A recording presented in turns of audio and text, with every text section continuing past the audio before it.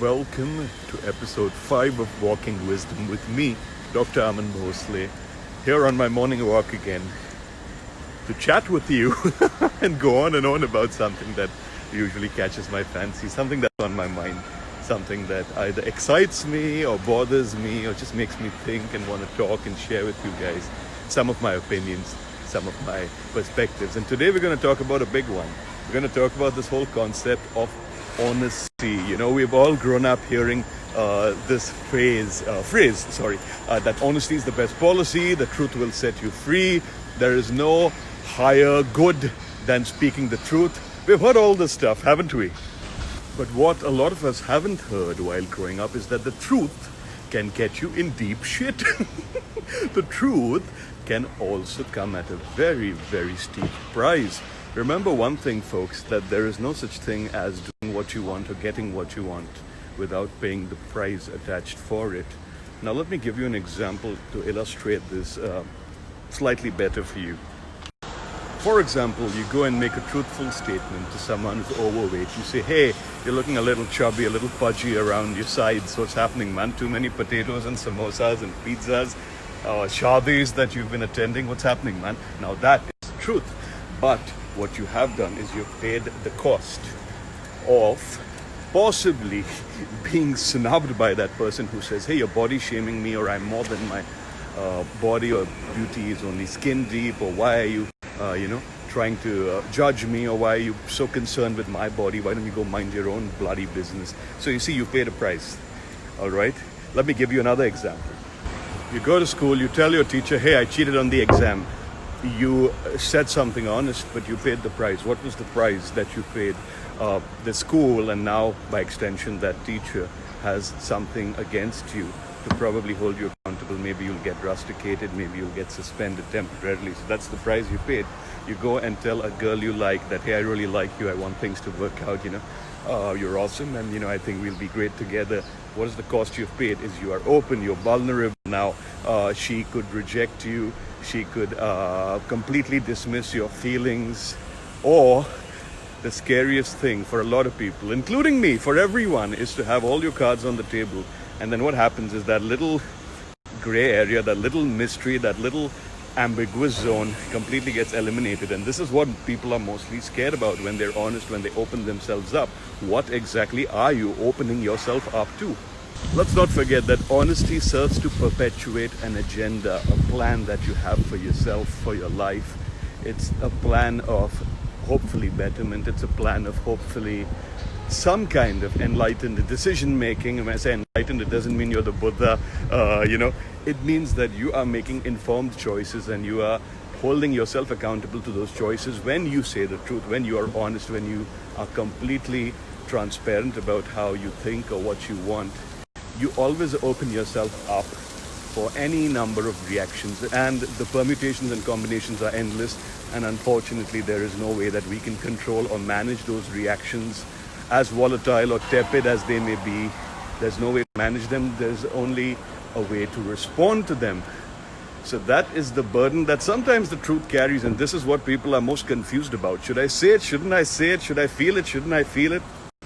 I'm not gonna lie to you folks.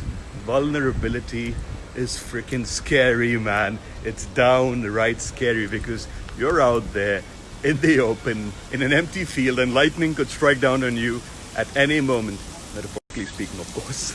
And sometimes, this whole thing about I've said the truth and now I want my reward, I want my little pot of gold at the end of the rainbow.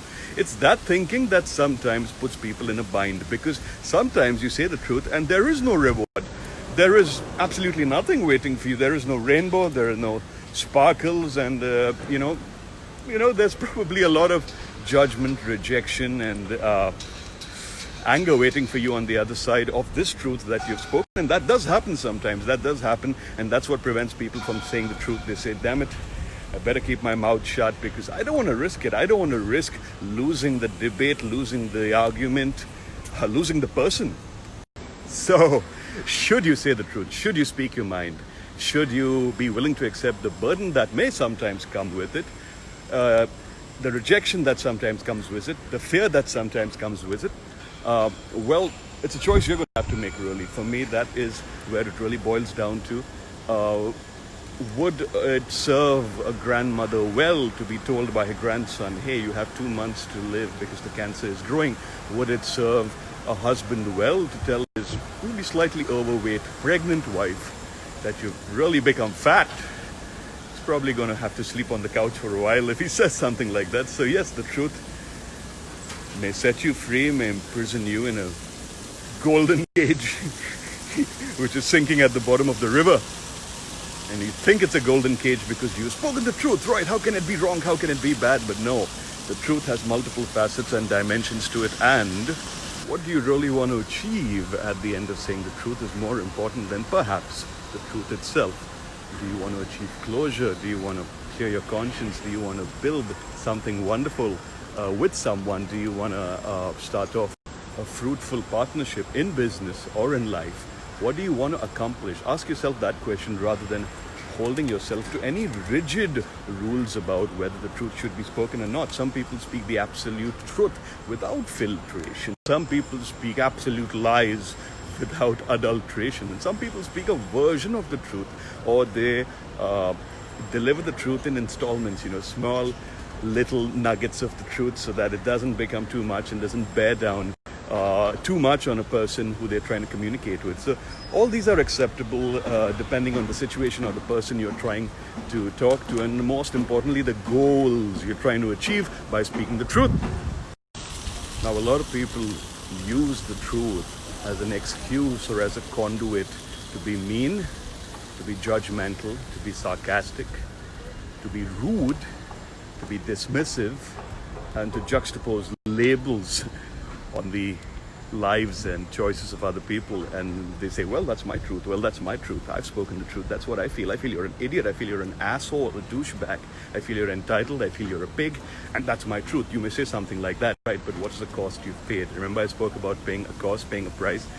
Perhaps alienation and the dismemberment of whatever tied you guys together as friends or as a couple or as business partners or as family. Really, the truth is all about making choices. It's about those choices being indexed in the present tense, indexed in what you want for yourself. The most natural thing in the world is to question yourself while saying the truth, to doubt yourself while saying the truth, to blame yourself for saying the truth, to even get angry at yourself for saying the truth. It's one of the most natural things to do. Everybody does it.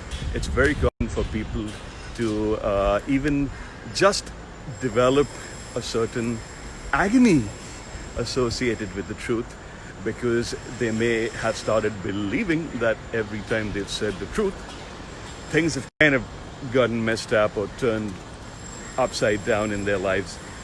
Well, that's probably because the person in front of you who you're speaking to may not exactly want the truth. Some people love to live in a fool's paradise, and you can't blame them because the narratives that they have succumbed to are more important to them than the reality you're trying to pitch, isn't it? So please don't be a slave to the truth. Please don't weaponize the truth. And please don't be so afraid of it. Sometimes the truth can be a beautiful thing because it can clear out stuff. It can alleviate anxieties. It can build a beautiful bond between you and someone else. And it'll still scare you shitless. Of course it will. That's just how it is.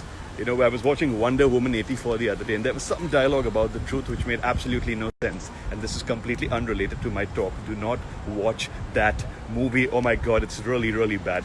Coming back to topic, time for transition. You want to be honest, please go ahead.